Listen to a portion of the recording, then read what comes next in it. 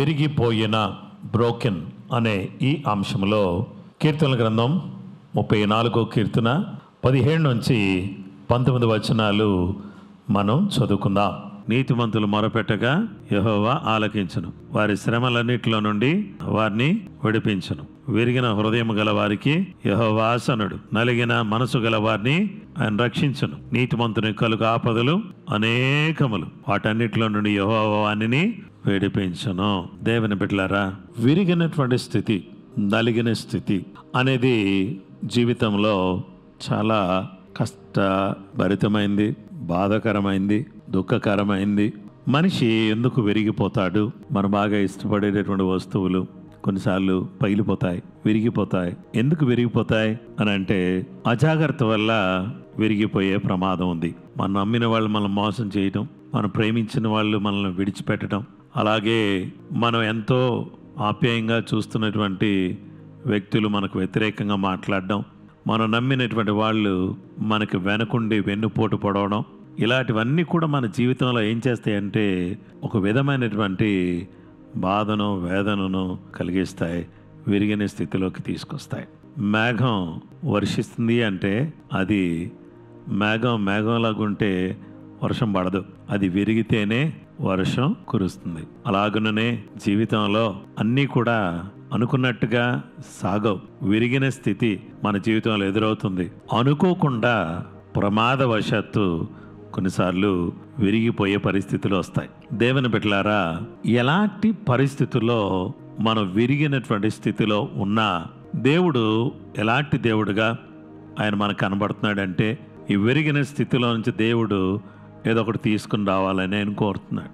ఆయన ఏమి తీసుకుని రావాలని కోరుతున్నాడు అనేటటువంటి విషయానికి వస్తే, బైబిల్ గ్రంథంలో ఈరోజు మొదటి విషయం ఏంటంటే విరవబడిన రొట్టె, బ్రోకెన్ బ్రెడ్. లూకాసు వార్త 22వ అధ్యాయం 19వ వచనం. పిమ్మట ఆయన యొక్క రొట్టె పట్టుకుని కృతజ్ఞతాస్తుతులు చెల్లించి దానిని విరిచి వారికిచ్చి, ఇది మీ కొరకు ఇయ్యబడుచున్న నా శరీరం, నన్ను జ్ఞాపకం చేసుకొనుటకు దీని చేయడని చెప్పెను.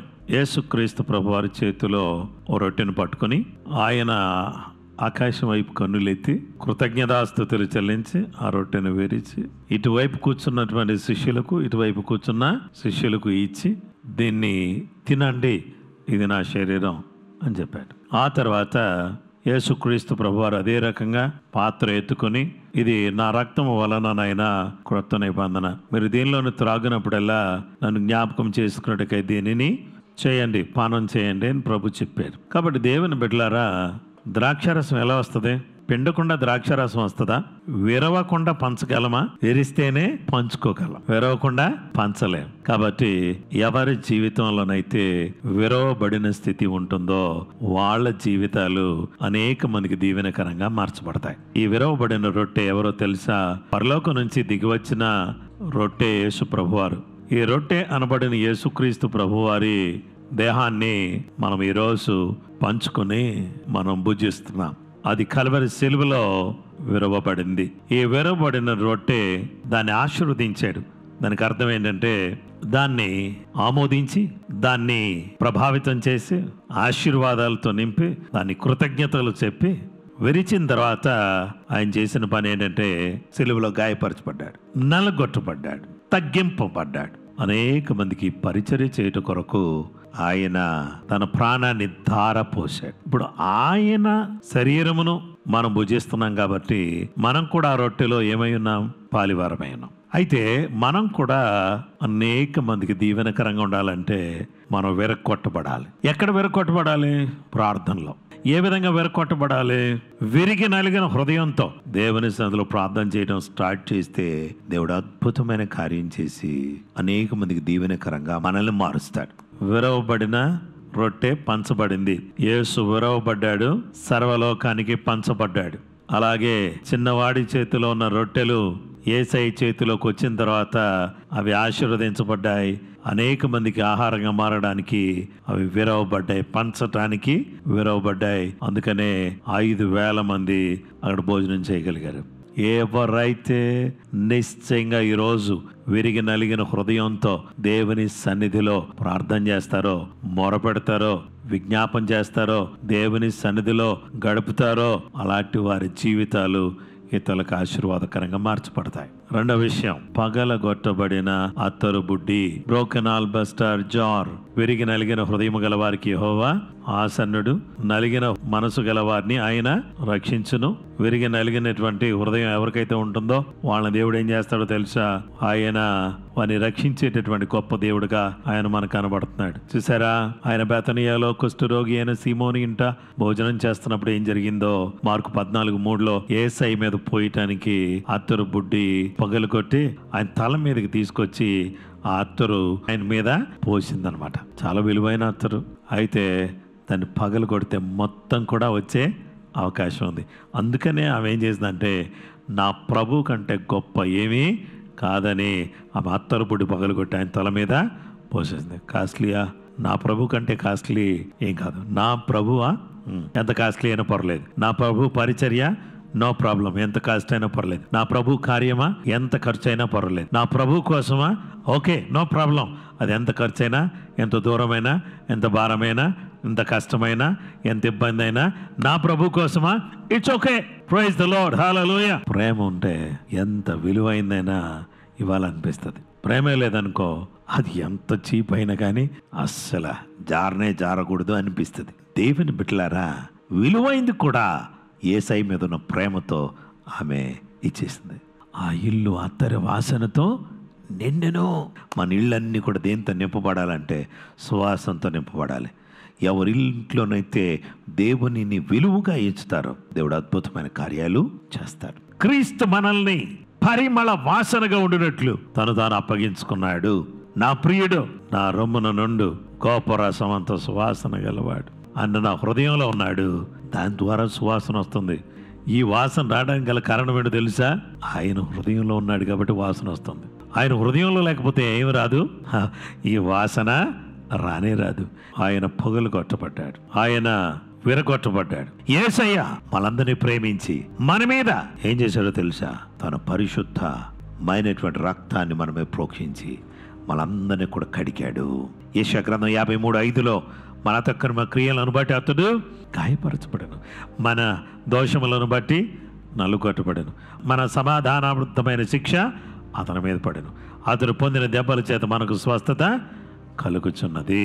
In God's hands brokenness is not waste but it is a preparation. దేవుని చేతుల్లో మన అలిగిపోతే అది ఏదో వేస్ట్ అయిపోయింది కాదు, మన దేవుడు సిద్ధం చేస్తున్నాడు. ఓ మేస్త్రి చేతుల్లో ఇటుక ఉంది, ఇటుక 12 రూపాయలు పెట్టుకున్నానయ్యా, కర్నూలు తెప్పించాను, అక్కడ తెప్పించా, ఇక్కడ నుంచి తెప్పించా, ఇది చాలా ఖరీదైంది అంటే దాన్ని కొట్టకుండా కట్టగలమా?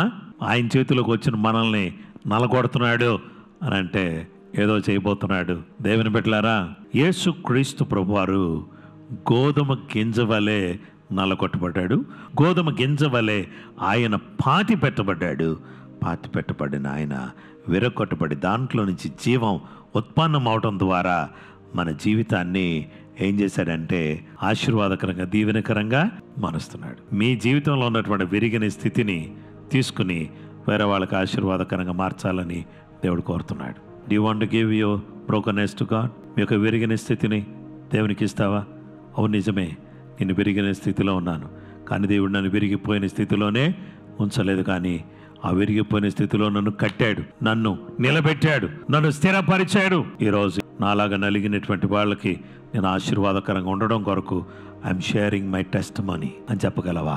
అయ్యా, నా విరిగిన స్థితిలో దేవుడు నన్ను ఆదుకున్నాడు, నా కష్టాన్ని తీర్చాడు అనే టెస్ట్ మనీ అనేది మన జీవితంలోంచి బయటకు రావాలని దేవుడు కోరుతున్నాడు. ఇక మూడో విషయం, విరిగిన హృదయం, బ్రోకెన్ హార్ట్. 34వ కీర్తన 18వ వచనంలో విరిగిన హృదయం గల వారికి యెహోవా ఆసన్నుడు, నలిగిన మనసు గల వారిని ఆయన రక్షించును. The lord is close to the broken hearted. ఎవరైతే విరిగిన హృదయం కలిగినటువంటి వారు అలాగ మోకరిస్తే చాలు కన్నీళ్లు అలా పటపట రాలిపోతూ ఉంటాయి. అలాగా వాక్యం వింటుంటే కూడా కన్నీళ్ళు వస్తాయి. దేవుడు గొప్ప కార్యాలు చేస్తున్నాడు. ఈ నలిగిన స్థితిలో నన్ను వదిలిపెట్టే దేవుడా అంటే కాదు. God doesn't run from brokenness but he draws near. దేవుడు విరిగిన స్థితిలోంచి పారిపోడు. నువ్వు నలిగిపోయి, నువ్వు కష్టాల్లో ఉండి, నువ్వు కుంగిపోయి, నువ్వు వేదన పడతా ఉంటే నీ దగ్గరికి వచ్చి నిలబడతాడు. నీ స్థితి గతులను ఎరిగిన దేవుడు is close to you when you are facing problems. నీవు కష్టాలు ఎదుర్కొంటున్నప్పుడు, ఆర్థిక ఇబ్బందులు ఎదుర్కొంటున్నప్పుడు, సమస్యలు ఎదుర్కొంటున్నప్పుడు, కష్టాలు ఎదుర్కొంటున్నప్పుడు, శోధనలు ఎదుర్కొంటున్నప్పుడు, ఎన్నో రకాలైన ఇబ్బందులు నీవు ఎదుర్కొంటున్నప్పుడు దేవుడు ఏం చేస్తున్నాడో తెలుసా? నీకు దగ్గరగా ఉన్నాడు. ప్రజలు నిన్ను అర్థం చేసుకున్నటువంటి టైంలో, ప్రజలు నీకు దూరంగా ఉన్నటువంటి సమయాల్లో, ప్రజలు నిన్ను బాధపెడుతున్న టైంలో, he will come closer to you. Brokenness attracts God's presence. దేవుని సన్నిధిని ఈ యొక్క నలిగిన స్థితి ఆకర్షిస్తుంది అనమాట. ఎప్పుడైతే నేను నలిగిన స్థితిలో ఉంటానో అప్పుడు దేవుడు ఆయన సన్నిధి నాకు ఇస్తాడు. ఎందుకో తెలుసా? ఆయన సన్నిధి లేకపోతే నేను సతమతం అయిపోతాను, ఇబ్బంది పడిపోతాను, బాధ వచ్చేస్తుంది, వేదన వచ్చేస్తుంది, కన్నీళ్ళు వచ్చేస్తే అమ్మో ఏమైపోతుంది అనేటటువంటి బాధ నన్ను వెంటాడుతుంది. ఈ బాధ నన్ను క్షీణింపచేస్తుంది, కృంగిపోయేటట్టు చేస్తుంది, చనిపోయేటట్టు చేస్తుంది, ఆత్మహత్య చేసుకునేటట్టు కూడా చేస్తుంది బాధ. బ్రోకన్నెస్, నలిగిన స్థితి ఏం చేస్తుంది అంటే దేవుని సన్నిధిని ఆకర్షిస్తుంది. ఏ విషయం మిమ్మల్ని బాధపడుతుంది? ఆర్థిక ఇబ్బందులు, కుటుంబ సమస్యలు, ప్రేమగా ఉండాల్సిన భర్త ప్రేమగా లేకుండా ద్వేషంగా తయారవడం, ఎంతో సవ్యంగా సాగవలసినటువంటి పనులు ఆగిపోవడం, అనుకున్నది ఒకటైతే జరుగుతున్నది ఇంకొకటి అవడం, పరిస్థితులు మారకపోవడం, ఎంత కష్టపడినా కానీ ఏదో రకమైనటువంటి దారిద్ర్యం మనల్ని దాపరించడం, ఎన్నో రకాలైనటువంటి ప్రయత్నాలు చేసినా ప్రయత్నాలు ఫలించకపోవడం, ఇవన్నీ మనల్ని కృంగ చేసేటటువంటి విషయాలు. మరి మీరేం చేయాలి? ఎవరేం చేయాలంటే అందరూ కూడా దేవుని సన్నిధిలో విరిగి నలిగిన హృదయంతో మోకరించి ప్రార్థన చేయడం ప్రారంభిస్తే ఆయన సన్నిధి మనకిస్తాడు. పగిలిపోయినా, నలిగిపోయినా, కొట్టబడినా, మన యొక్క భావోద్రేకాల్లో ఎన్నో రకాలుగా పీడించబడుతున్నటువంటి పరిస్థితుల్లో దేవుడు ఎలాంటి వాడంటే మన జీవితంలో విరిగిపోయిన దానిని ఉపయోగించే దేవుడు. విరిగిందంటే పారేస్తాం మనం. ఉదాహరణకి గ్లాస్ ఉంది, ఇది పగిలిపోయిందంటే నేనేం చేస్తాను? పారేస్తా. మీరు కూడా అదే చేస్తారు. కానీ దేవుడు అలా చేయడు. విరిగినటువంటి దాన్ని అద్భుతంగా దేవుడు ఉపయోగిస్తాడు. విరవబడిన రొట్టె పంచబడ్డానికి ఉపయోగించాడు. విరవబడినటువంటి పగలగొట్టబడినటువంటి అత్తరు బుడ్లో నుంచి ఆయన శరీరం మీదకి అత్తరు పడిన తర్వాత ఆయన శరీరమే పగలగొట్టబడి ఆ పగలగొట్టబడినటువంటి గాయాల్లోకి మనం ఎంటర్ అయ్యేటట్టు చేశాడు. ఆ గాయాల్లో నుంచి వచ్చినటువంటి రక్తంతో స్వస్థత ఇచ్చాడు, రక్షణ ఇచ్చాడు, నెమ్మది ఇచ్చాడు, ఆశీర్వాదం ఇచ్చాడు, అద్భుతాన్ని ఇచ్చాడు. గొప్ప కార్యాలు మన జీవితంలో చేస్తున్నాడు. మనందరి బ్రతుకుల్లో మనం చేయాల్సిన పని ఏంటో తెలుసా? పగలగొట్టబడినటువంటి అత్తరు బుడ్డి వాతావరణాన్ని మార్చేసింది. మన జీవితంలో హృదయాన్ని పగలగొట్టుకుని దేవుని సన్నిధిలో ప్రార్థన చేస్తే మన హృదయాన్ని దేవుడు, మన యొక్క పరిస్థితులను దేవుడు మార్చేస్తాడు. విరిగిన హృదయంతో ఉన్నటువంటి మనల్ని దేవుడు ఎట్టి పరిస్థితులు కూడా వదిలిపెట్టే దేవుడు కాదు. దేవుని బిడ్డలారా, విరిగిపోయిన అనే ఈ అంశంలో ఏది విరిగిపోయింది? విరిగిన హృదయం, నలిగిన హృదయం దేవుడు ఏం చేయడంటే అలక్ష్యం చేసే దేవుడు కాదు. విరిగిన హృదయం కలిగినటువంటి వారమై దేవుని సన్నిధిలో మనం ప్రార్థన చేయాలి. యాకోబు యబ్బోకు రేవు దగ్గర ఒంటరిగా ఉండి విరిగిపోయాడా? దేవుడు తన గూడు మీద కొట్టగా తన తొడ గూడు వసిలను దేవుడు విరగొట్టాడు. విరగొట్టబడినటువంటి యాకోబు ఏం చేయబడ్డాడంటే ఈ రోజు కూడా ఆశీర్వాదకరంగా ఉన్నాడు. నలిగిన స్థితిలో ఉంటే చింతించకండి, బాధపడకండి, కానీ ప్రార్థన చేయండి. విరవబడిన రొట్టెగా దేవుడు నిన్ను మారుస్తున్నాడు. అనేక మంది నువ్వు ఆశీర్వాదకరంగా ఉండబోతున్నావు. పగలగొట్టబడిన అత్తరు బుడ్డి వలె నువ్వు మార్చబడబోతున్నావు. విలువైనటువంటి కార్యాలు నీ జీవితం ద్వారా జరగబోతున్నాయి. విరిగిన హృదయంతో నీవు దేవుని దగ్గరికి వస్తే, అదే హృదయంతో వేరే వాళ్ళ వైపు చూస్తే, విరిగిన స్థితిలో నుంచి నిన్ను దేవుడు విడిపించిన ఆ జీవితం అనేక మందికి ఆశీర్వాదకరంగా మారాలని కోరుతున్నాను. పెనుగులాడాడు, ఆశీర్వాదాలు పొందుకుని ఆశీర్వాదకరంగా మారిపోయాడు. ఇదేనా మీరు కూడా బ్లెస్సింగ్గా మారాలి అని అంటే వీఆర్ ఇన్ పెన్యూయల్. మనం పెన్యూయల్లో ఉన్నాం. పెనుగులాడటానికి రెడీగా ఉన్నాం, ప్రార్థించడానికి రెడీగా ఉన్నాం, హృదయాన్ని కుమ్మరించడానికి రెడీగా ఉన్నాం. తద్వారా దేవుని కార్యాలు మన జీవితంలో జరుగును గాక. ప్రభు ఈ వాక్యాన్ని మనం అందరి కొరకు దీవించును గాక.